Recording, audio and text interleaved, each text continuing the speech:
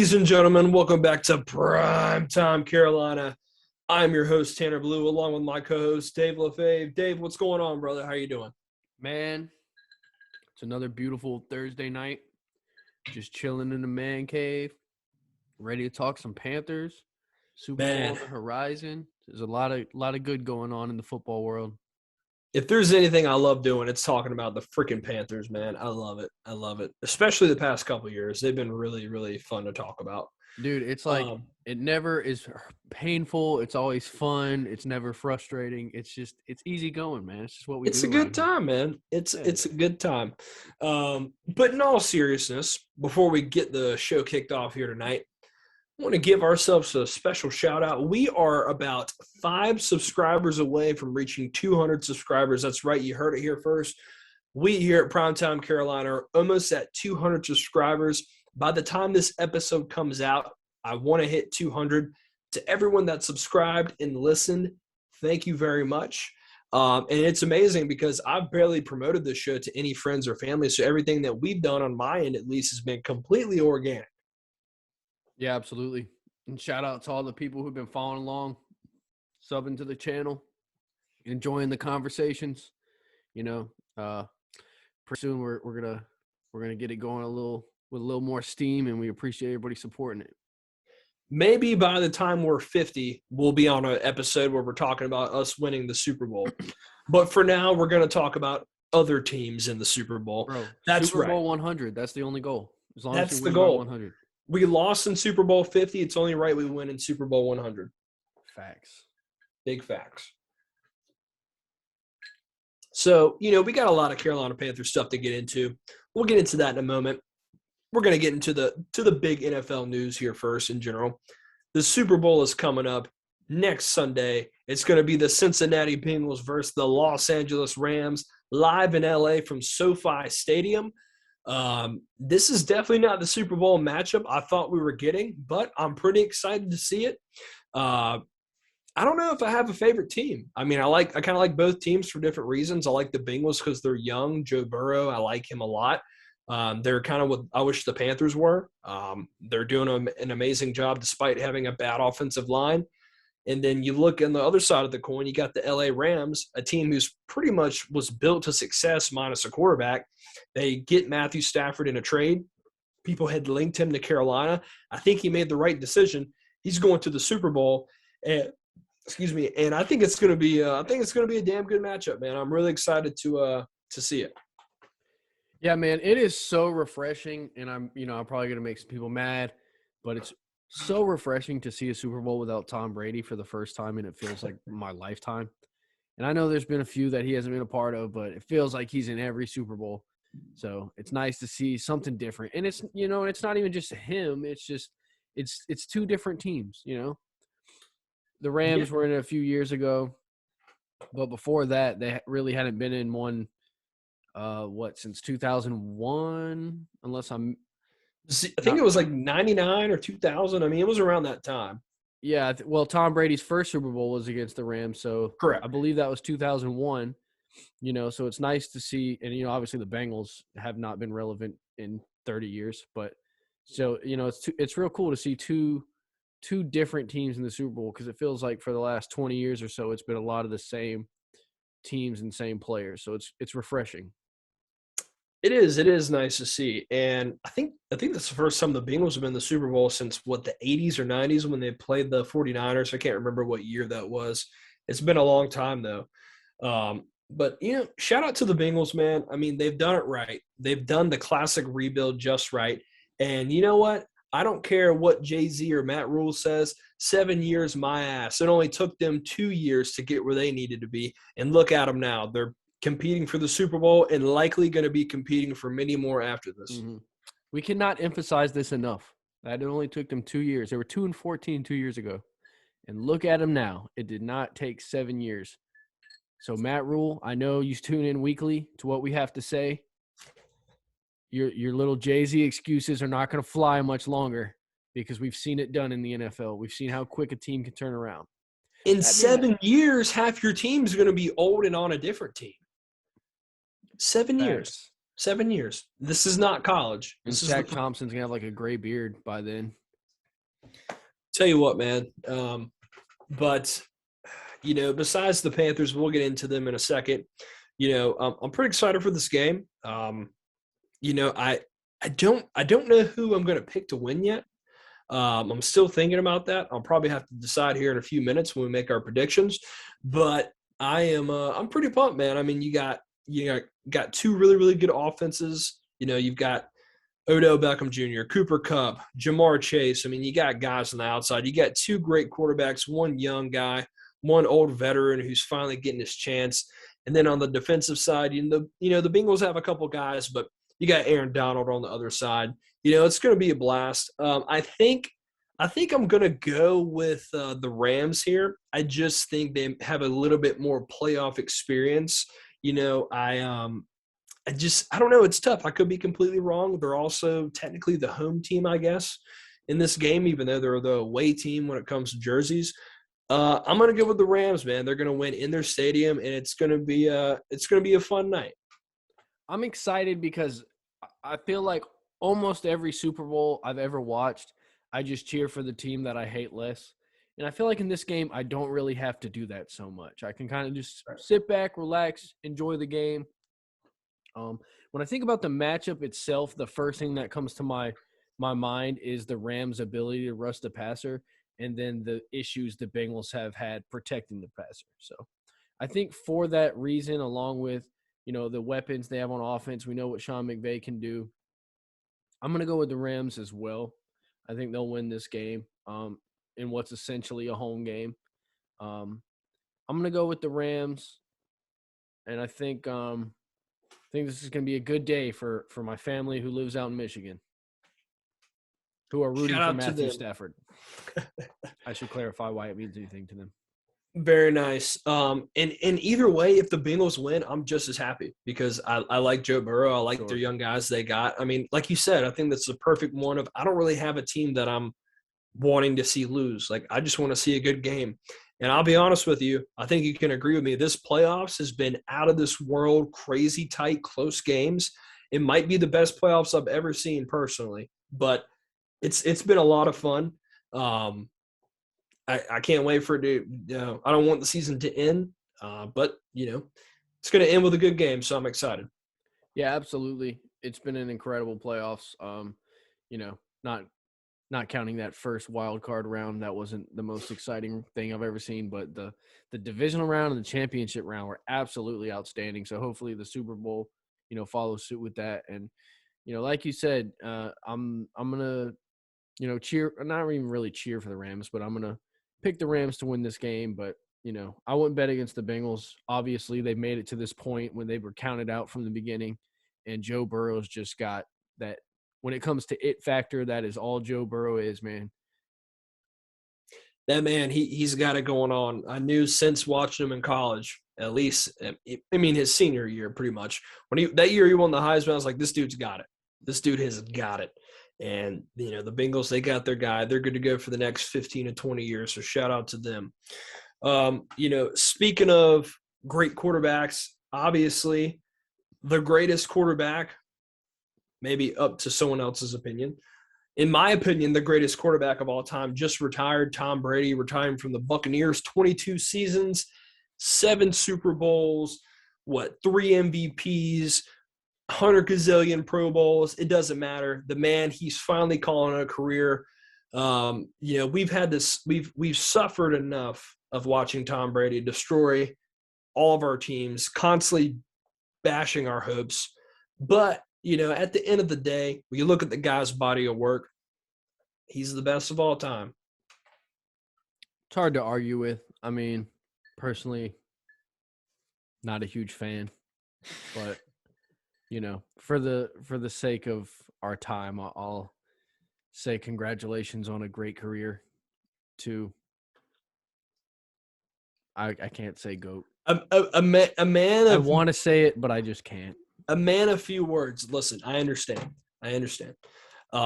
Looking at it from an outside perspective with no bias, is he the greatest, athlete of all time? Absolutely not. But he's the best competitor and overall player that we have seen thus far. 7 Super Bowls. I don't know if that's ever going to be matched ever. again in this lifetime or the next, as long as we're watching football.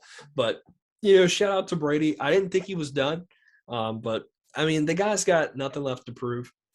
He won that Super Bowl with Tampa Bay. That's all he really needed to do was to go out there and prove himself that he could win without Belichick. Sure. And he did that. You know, I mean, you know, the Bucs had a stacked team, don't get me wrong, but you know, he made it work and they were able to get it done. So shout out to him. I don't know what he's going to do next. I know he's got a clothing line and all that stuff going on in TV12, but I don't know if I see him being a broadcaster. People are talking about him being like involved in an organization as like a GM or like a president or something like that. I don't know. I guess we'll see what happens.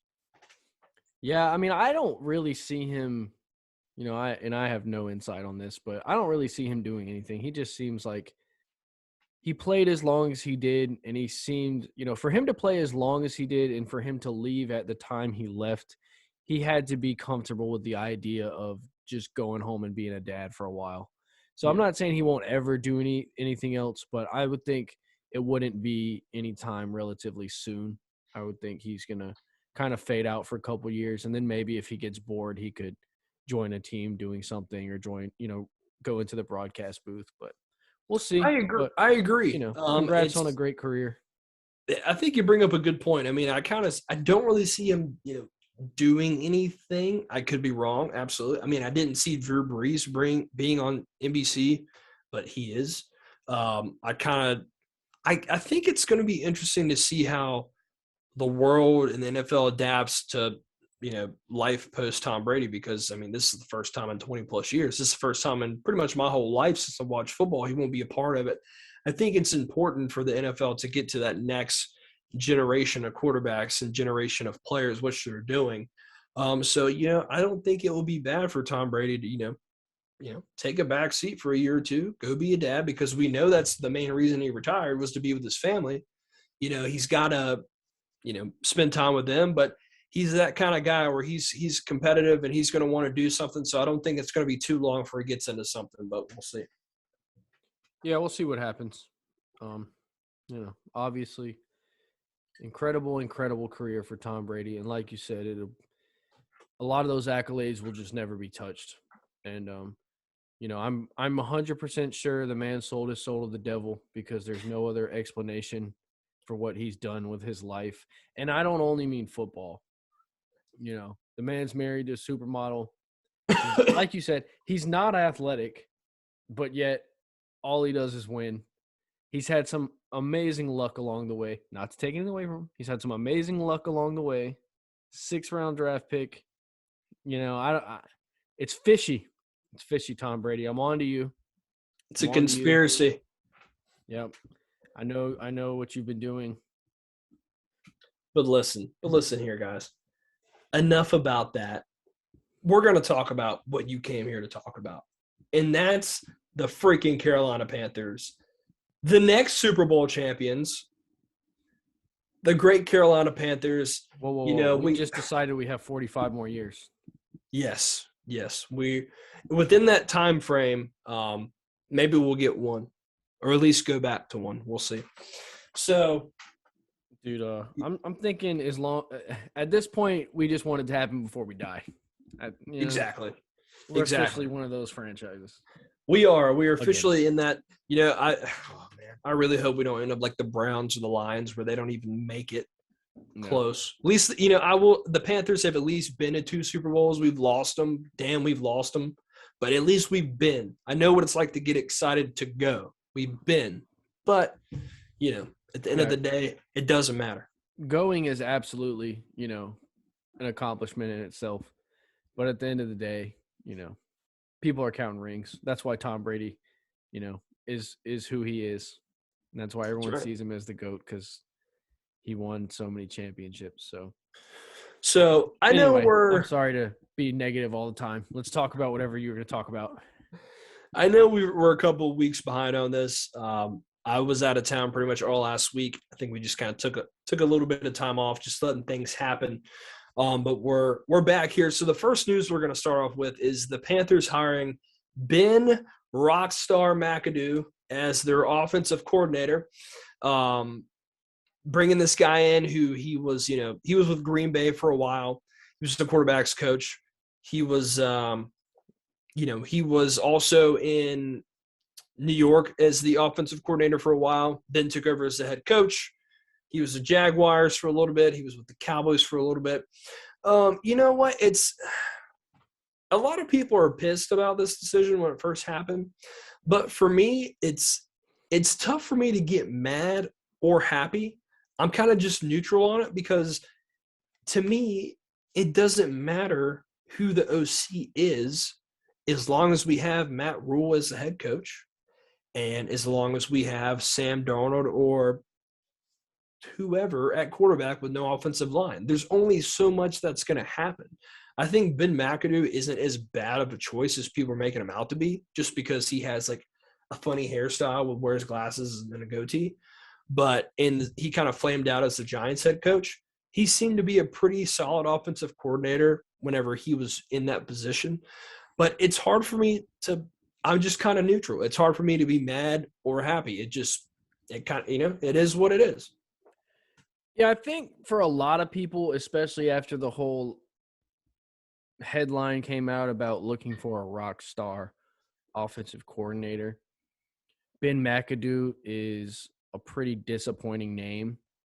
And, I'm guilty of it as well. When I heard that, I was like, really? That's who they went and got after all this hype about going to get a great offensive coordinator? But at the end of the day, he's not a bad offensive coordinator. His history as a head coach with the Giants was a little shaky. I know the way he got along with players wasn't always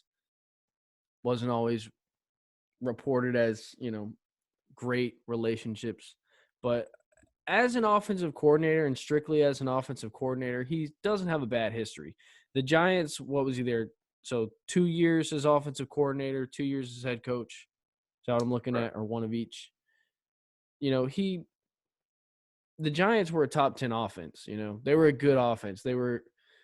They did some things. The Cowboys last year, obviously he wasn't the man in charge, but he was on the offensive staff. They were a good offense. Even Jacksonville in 2020 wasn't a terrible offense. So you look at his resume and things actually look pretty good. Green Bay, that doesn't really impress me all that much because being Aaron Rodgers' quarterback coach is like being Steph Curry's shooting coach. You kind of just show up and he makes amazing things happen. But as far as everything else, I mean, it's hard to argue with his resume. He has NFL experience, which was the issue with Joe Brady last year, is we needed a guy who was more experienced in the NFL. We had a rookie offensive coordinator with no previous NFL experience, and I think it showed at times. I think he got very impatient in a lot of games, and I think that's the type of thing that an experienced coach understands better. They know that we don't need to try to create big plays all the time. We have to be patient in order to make this thing work. We have to, fill out the energy of a game and work our way into it. And I think that's something we'll see with Ben McAdoo that we didn't see last year with Joe Brady. So, yeah, overall, it's not the sexiest name we could have heard, but at the same time, I do think it will improve our offense, and I don't think it was a terrible, terrible hire. Yeah, I mean, like I said, I'm kind of in the same boat. I don't agree or disagree. I mean, I don't think it's the worst hire. And I like what you said about the whole Rockstar thing because think about it for a second. For the Panthers to hire any sort of Rockstar offensive coordinator would be almost nearly impossible with the coaching staff and the quarterback offensive line situation they have in place. It's not ideal for any offensive coordinator to come in and, hey, yeah, I want to be the offensive coordinator of the Panthers. Like it's not that type of fit. So, I don't think it's the worst hire.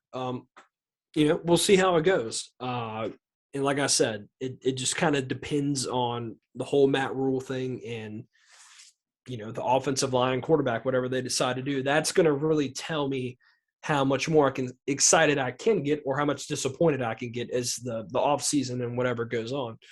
So, we'll see what happens. Looks like going on to our next headline here, the Panthers adding James Campen as the offensive line coach. He was looks like the offensive line coach for the Texans there. He spent 15 years with the Packers offensive line. Packers have pretty much had a pretty good offensive line for, the past decade or so. He had 7 Pro Bowl linemen, and he had a good job of turning, according to the article, mid to late round picks into consistent performers. And that's pretty much what we're going to be getting, or late to mid round picks in this draft. I don't know a ton about offensive line coaches and how much they do, but what are your thoughts on this, Dave? Well, I saw an interview with Aaron Rodgers, and he seemed real excited about this guy. So, I'll say this: the issue with Matt Rhule last year, well, not the issue, but one of the issues was the fact that he hired such an inexperienced staff, and it really showed for the Panthers last year. So the fact that he's going out and signing guys that have significant NFL experience and have had success in the NFL, and that was kind of the main thing he was looking to do with these hires, it tells me that he's at least possibly learning from his mistakes. So, I applaud him for that. As hard as I've been on him in the past, I appreciate the fact that he's going out and trying to find guys who have been there, done that, and they know how to build solid units in the NFL. Yeah, I mean, I agree with what you said there. It's, we're getting 2 guys on the offensive side of the ball that have experience and they know what's going on. I think that's the best thing they can do. And, it might work, it might not work out, but at least they're going in a direction where I think last season they really needed help, was that experience factor when it came to certain coaching positions. So, I think it's a good move. Like I said, the guy's been with the Packers for a long time. He did some good things there. So, we'll see what he can do. And as the article mentions down here at the bottom, we have the 6th overall pick. There's a lot of good tackles and offensive linemen in this draft. I don't know what we're going to do. As of now, at this moment in time, I'm all in on getting an offensive tackle. If we choose to stay in that spot, I don't know what's going to happen. But, for the most part, I'm okay with a lot of these coaching hires. Yeah, I mean, like I said, I like this move. I feel like we've talked about in the past, Matt Rhule kind of seems like a guy who's, a bit of an egomaniac and doesn't like to admit when he's made a mistake. So I think for him, this shows growth. The fact that he's willing to go back and hire guys who have this experience. I think when he came into the NFL, in his mind, he was probably starting some type of revolutionary, college system that was going to change everything. And he brought in all these college guys who he thought were going to help him build something that had never been done in the NFL. And I think he found out real quick that that's just not how it was going to work. So for him to go and get people who are more experienced in the league than he is, he's acknowledging the fact that in some areas, I'm going to have to defer to people who might know better than me in certain situations. And, I think for anybody to be good in any role, in any job, or, let alone an NFL coach, you have to be willing to admit that you don't know everything and you need to surround yourself with the right people. And so I think with these hires, I think Matt Rhule's starting to do that. Will it make a huge difference this year? Who knows, but we'll see what happens moving forward. Yeah, I mean, I agree 100%. I feel like what we do is we just give the same take, and then I just say, yeah, I agree. Because that's how smart we are. That's how in tune we are with what's going on. Dude, we're like that meme where the guy's like heads exploding from wokeness. Our last hire here, that our latest one, we hired Chris Tabor as the special teams coordinator.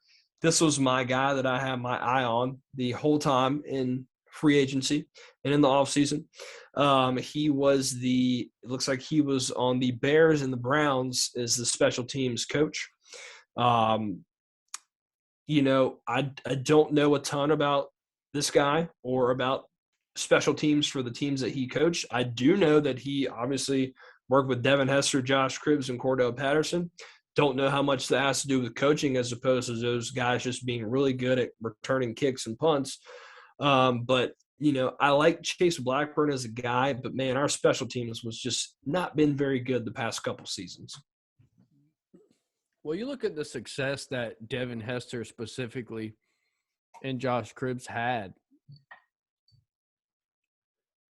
not only as returners, but as specialists on teams that had great special teams. A lot of that comes down to who's in front of him and what they're doing. And you saw it all the time with the Bears, when they had Devin Hester, just that whole time frame. If, fantasy football players remember, there was a period where they had Devin Hester, but their special teams overall was just incredible.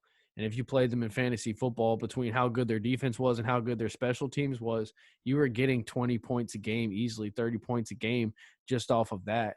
And, a lot of that has to do with the coordinator. So we have to give him credit for that. Absolutely.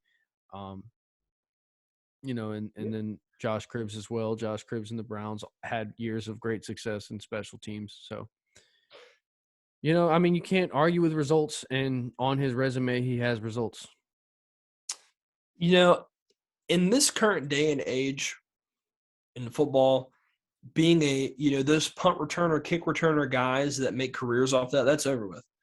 That is no longer the case, just because, wherever they're kicking the ball off and just, every play, it seems like there's a block in the back or a holding on some sort of return. But it really would be nice for the Panthers, and maybe they have a guy on the roster they like. Maybe they do, maybe they don't. Just to find a guy that can just give some sort of boost when it comes to returning kicks. I mean, I can't tell you the last guy we had that, I'm not saying he needs to be Devin Hester, but just a guy that can get the ball and just at least be kind of exciting. I mean, we've had for a while we couldn't even field a punt without fumbling it. Now we've gotten to the point where we're so like, just get someone that can get out there, catch the ball, and get the ball down, which is fine. But, it would be nice to have a guy that could, maybe make some plays, score a touchdown or two, or do something. You know what I'm saying? Oh, yeah. I've been saying for a while now that, Erickson's the best punt returner we've had in years, and it's just because he doesn't muff the ball every time it lands in his chest. We've had such an issue with that for years now. So last year it was nice to just have somebody who could consistently field the ball, which is something that, most football fans take for granted. But as Panthers fans, we don't have the luxury of taking anything for granted because we're stuck in misery. But, so yeah, I agree. Ted Ginn was the closest thing we've had to a Devin Hester since, Steve Smith was returning punts at the beginning of his career. So, Correct. I mean, we've had a couple between, Smith and Ginn who are real good punt returners, but in between those two guys and after those guys, it's been a pretty rough ride. I want to see Shi Smith on special teams. Sure. And I want to see him. I want to see him play. Yeah. He kind of was battling the injuries and stuff last year, and he never really got involved until the end of the season. So, but I agree with you. I'd love to see him get more involved with it. And I think moving forward, he will. I would imagine we would see that at the beginning of next year for sure. Absolutely. So I know the Panthers also made some changes at the top of the organization at an executive level. I don't really know what that entails. I didn't read too much into it. That's just what I saw. This week rumors were really big about Jim Harbaugh possibly coming back to the NFL. Was really interested in the Vikings. Came out today that he is deciding to stay in Michigan. Just bad news for us, because it appeared that Michigan had Matt Rhule high on their list to come there if Harbaugh left. Unfortunately, he did not, so we are still stuck in that same position. I didn't know if it was going to happen. I feel like at this point, if they had already – I feel like it would be really, really bad for the Panthers to – they would look really dumb if Matt Rhule all of a sudden was like, okay, I'm going to Michigan, and then just left. Like this far into the off season without him being fired. It just seems really bad on like David Tepper's part. Yeah, I mean, honestly, I feel like that's the only reason Matt Rhule hasn't lost his job at this point is just the aesthetics of the situation. David Tepper wants to he doesn't want to give up on his investment so quick. He doesn't want to look like an idiot and cut his coach loose. So, yeah, it would make the Panthers look bad. It's pretty disappointing when I heard heard the situation because I was getting excited at the thought of that possibly happening. But it was actually really funny if you like read into the situation at all.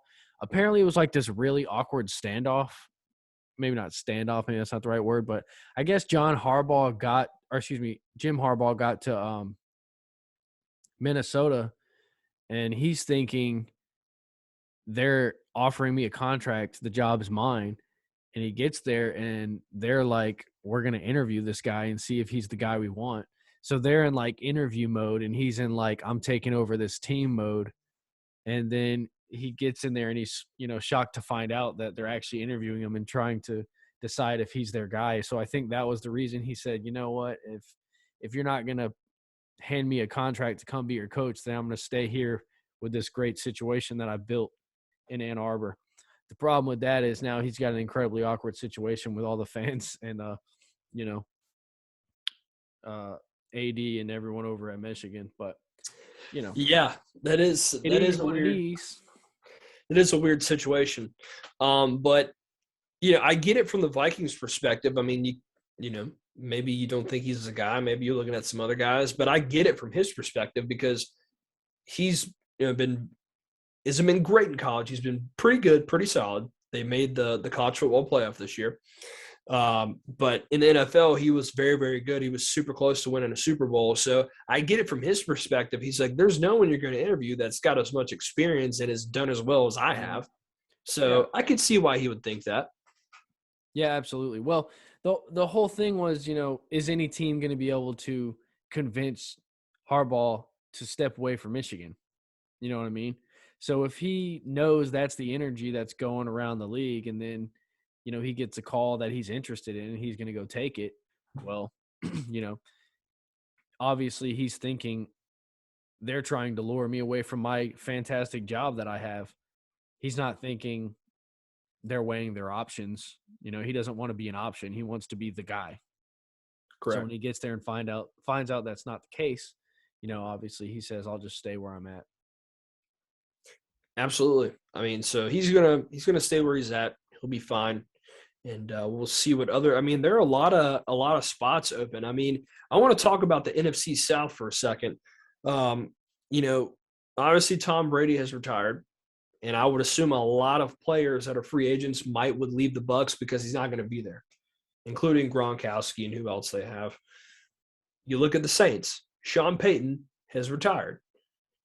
Saints are 80 gazillion billion dollars over the cap, even though it never seems to affect them at all. I don't know how they're doing. Their GM is a freaking amazing, whatever he's doing. And then you got the Falcons, who are pretty middle of the road, maybe a little bit on the lesser end, but they're in the middle of the road. You look at a situation like this. If the Panthers had done what they were supposed to do right and take the 2 years they've been and just save their picks, get young talent, hang on, stick with Bridgewater, get the cap.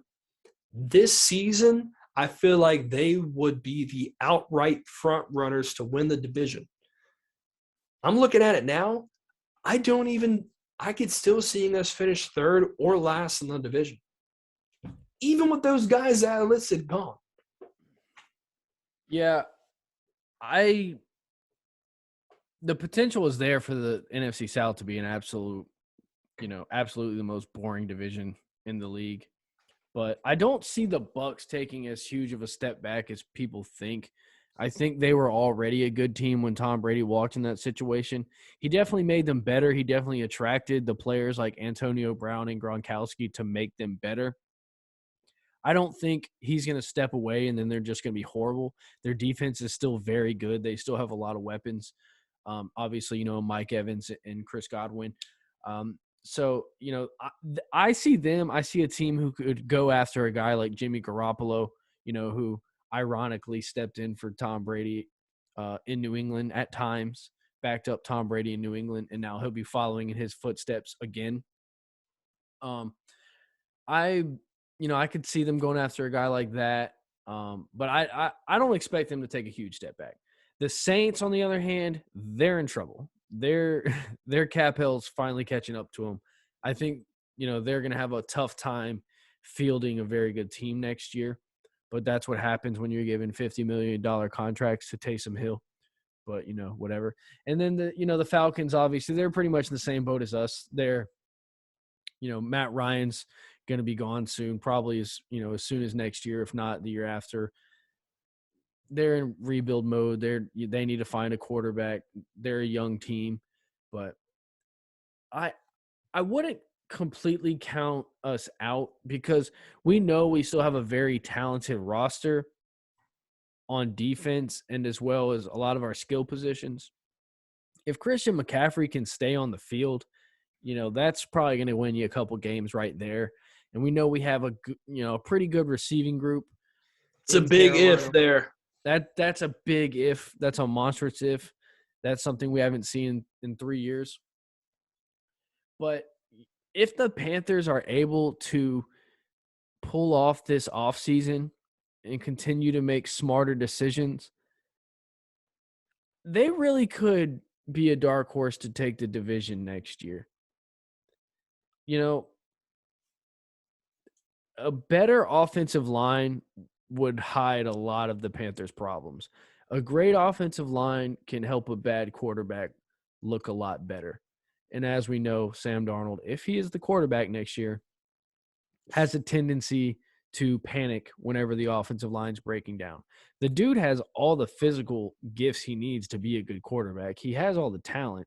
It's just the fact that he can't stand back there and manage the game without panicking. So, if they can put together a good offensive line, there's a chance they could be a decent team next year, possibly a team who could make a little run, put together 9 or 10 wins. It's not super far-fetched. I'm not banking on it, but it is possible.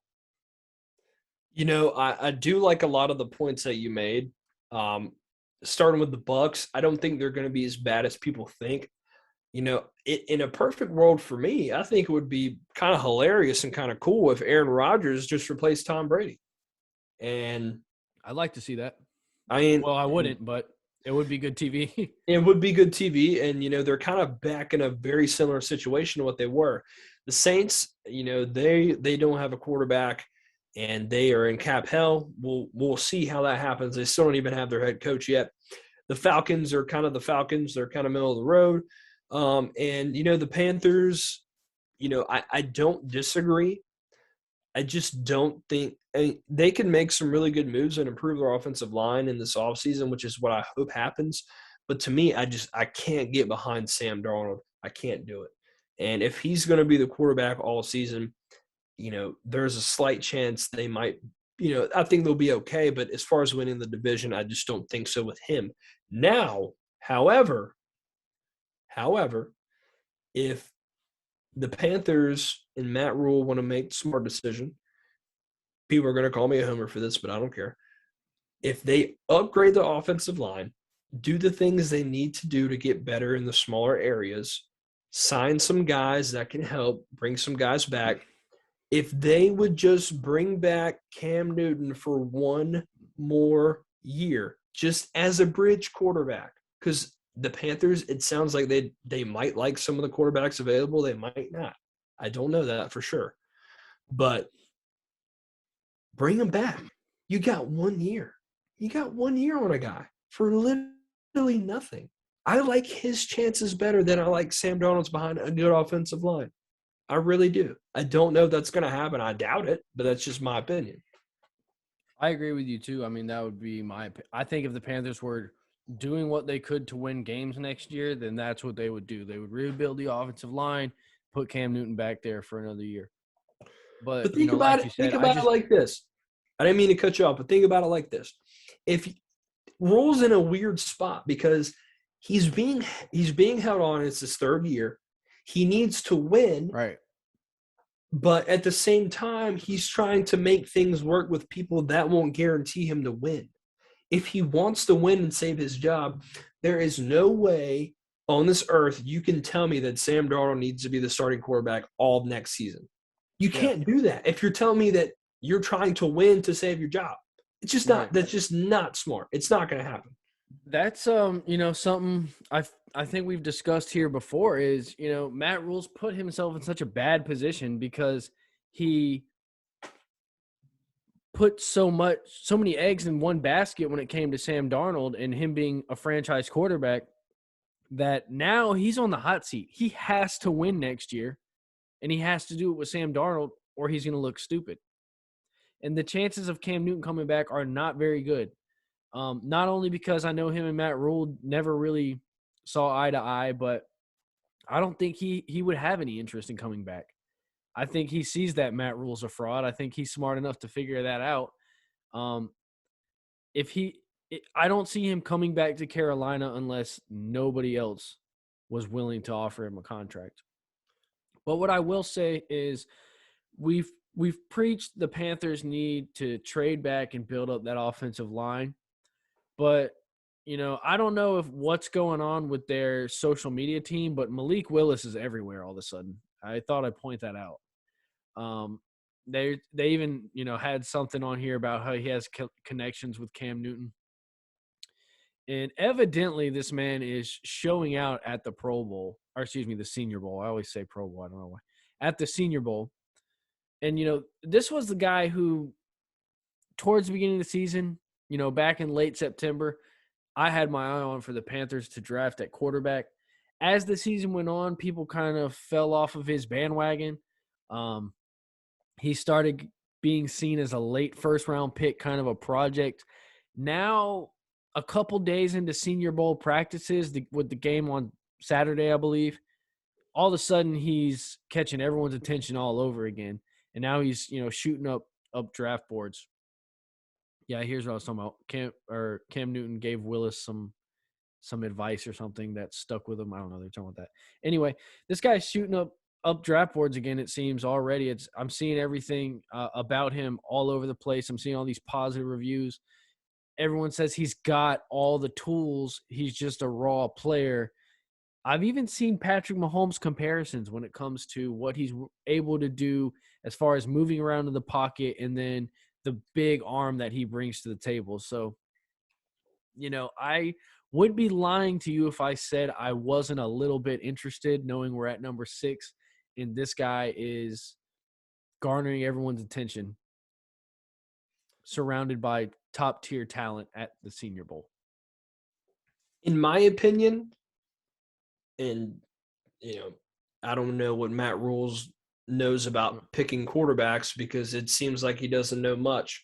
But I will say this. If they genuinely think that him or Pickett are the guy, I don't have an issue with them picking him.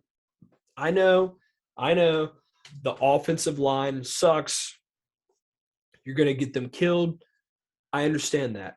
I'm okay if they think that person is the guy. I'm okay with them picking that guy and then sitting him to let him learn and not let him get sacrificed behind the offensive line. I'm okay with that. Well, I agree with you, and I think if the Panthers do fall in love with this guy, I'll not necessarily Kenny Pickett, but if they fall in love with Malik Willis at 6 and they decide they want to go that route and you want to let him sit for a year, that's fine while you rebuild that offensive line and you have Sam Darnold for another year anyway. Okay. Yeah. And then obviously it makes sense. We just saw the picture down here. Bring back Cam Newton, let Malik Willis learn under Cam Newton for a year, have him mentor him and turn him into the future starter of this team. I mean, the signs are there that it could happen. But, like I said, I think it just goes back to I don't see Matt Rhule and Cam Newton having that type of relationship that Cam wants to help him find his franchise quarterback. I don't think Cam wants Matt Rhule in Carolina any more than anyone else does. I mean, I don't think you're wrong. I don't think you're wrong at all. But talking about the Malik Willis thing, I mean, listen, there's 3 ways that we can go about this. One, they stick with Sam Darnold, and they just sign some random guy to back him up. I don't know. Let me bring up another situation here. I sent you that tweet earlier about Jimmy Garoppolo and Sam Darnold on Hard Knocks. The Panthers would be completely out of their mind unless it was literally just a straight up trade for the two. That is the only way I would do it. And I don't see that happening. The Panthers cannot afford to give up any players or picks for Jimmy Garoppolo at all. We all know what he is, and that's fine if it's just a swap for swap. But anything other than that, I don't want that to happen at all. Yeah, swap is fine, I guess. But I don't even know what Jimmy Garoppolo's contract looks like. If it's anything more than 1 year, I would put that down as a loss for the Panthers if they traded him straight up, because then you I just mean, have yeah, I mean, that's worst case scenario. I mean, I'm not even entertaining the idea. I'm just saying if they even brought it up. I mean, there's nothing more I would give up for him because you no. know what you're I've getting. never been a Jimmy Garoppolo guy, but nothing would surprise me at this point. They traded multiple draft picks for Sam Darnold, who clearly just isn't that guy. I don't know. They might try to, what is it? Correct. What do you call it when you lightning twice? What do they say? I don't know. They might do something stupid twice. We'll see. They probably will. So yeah, there's really three ways they can go. The Panthers can stick with Sam Darnold. See how that works. I would The say that's most Panthers likely. Unfortunately, I think if you do that, I have not much to be excited for next year at all. Second, I think that the Panthers will draft a quarterback, which is possible. Either if they like a guy like Malik Willis, Kenny Pickett, Matt Corral, whoever they like.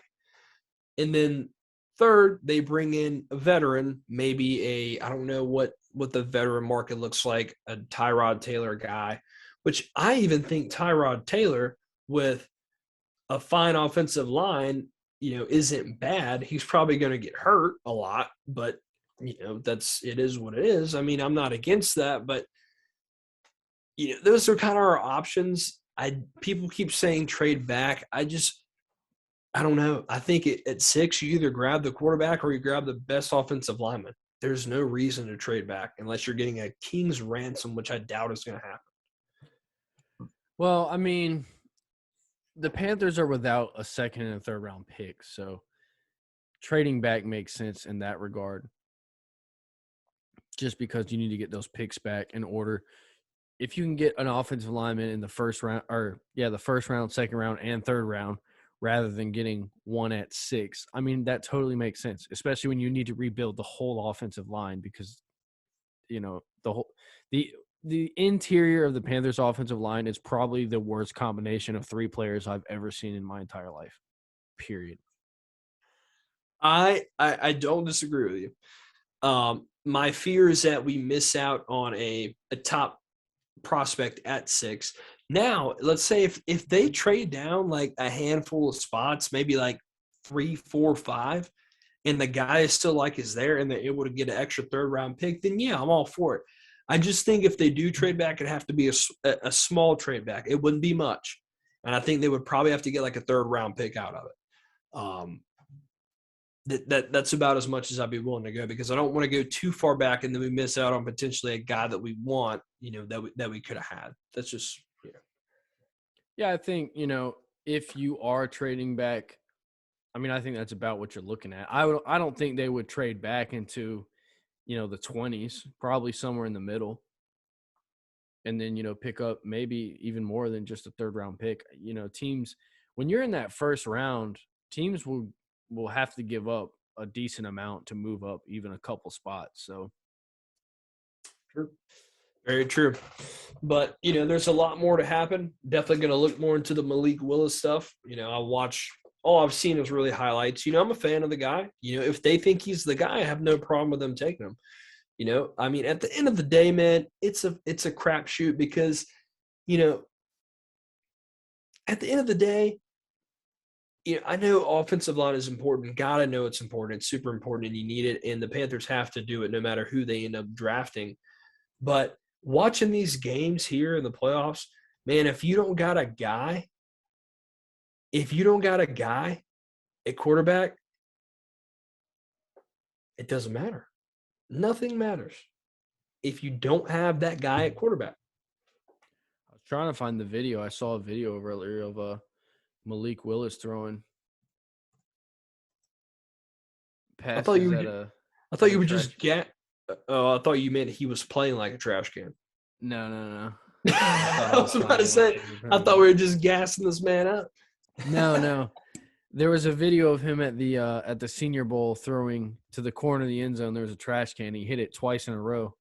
He hit the inside rim of it, and it didn't fall in the trash can, but he hit the inside rim of it twice in a row. And I was going to make a joke about how he was throwing passes to Matt Rhule, but I couldn't find the video. There is one last scenario I'm going to bring up before we call it a night here. And God knows we've talked about this to nauseum, but I heard it get brought up again the other day on the Pat McAfee show. The Deshaun Watson trade is still a possibility. This is true. This is true. I don't know in any circumstance what the Panthers would give up to get a player like Deshaun Watson without absolutely massacring like half their team. It would take a lot. It would take an absurd amount. It would take, and I just explained, I'm all about getting the guy, but at a certain point, like, you can't give it all up just for one guy. I mean, it depends on what the offer is. It's going to be a first-round pick, a couple first-round picks. It's going to be Christian McCaffrey. It's going to be Brian Burns. I mean, it's just like, at what point is it worth it? And this is guaranteeing that he's not even in trouble. He's good to go and good to play.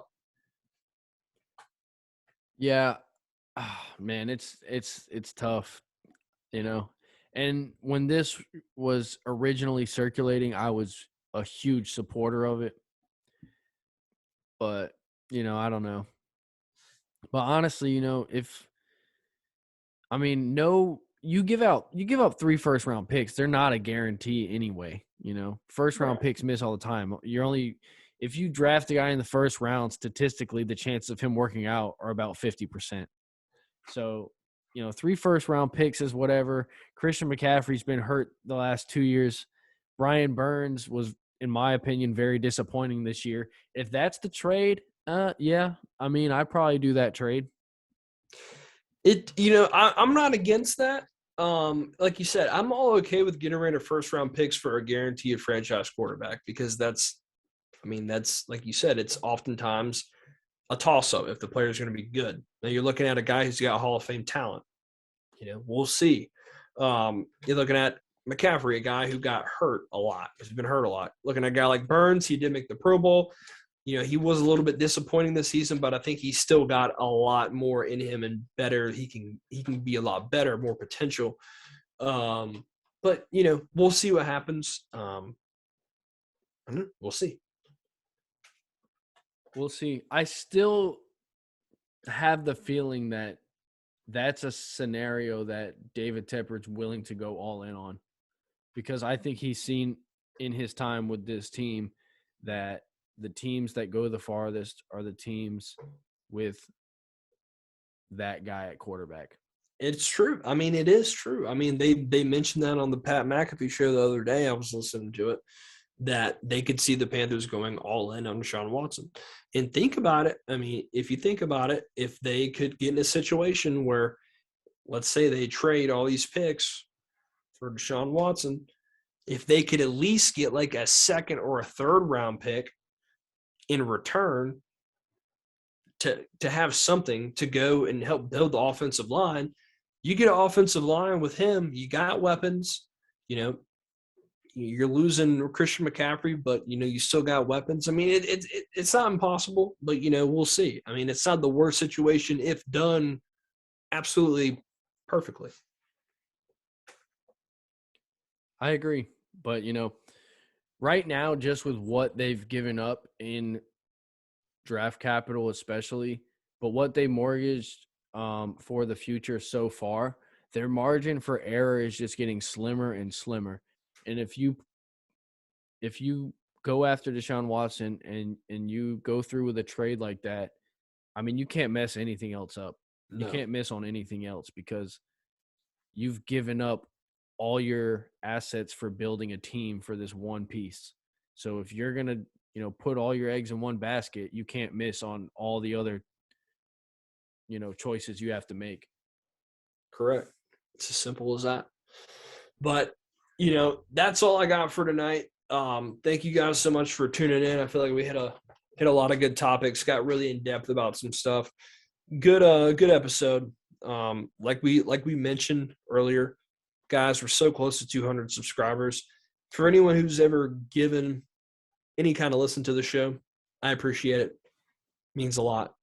Just two guys that have always been Panthers fans, just coming in here shooting the shit, having some fun. That's all it is.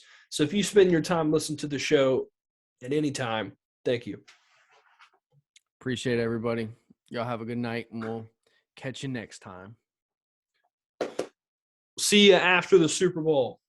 Go Bengals or Rams. I don't care who wins. Peace out. Keep pounding. Later.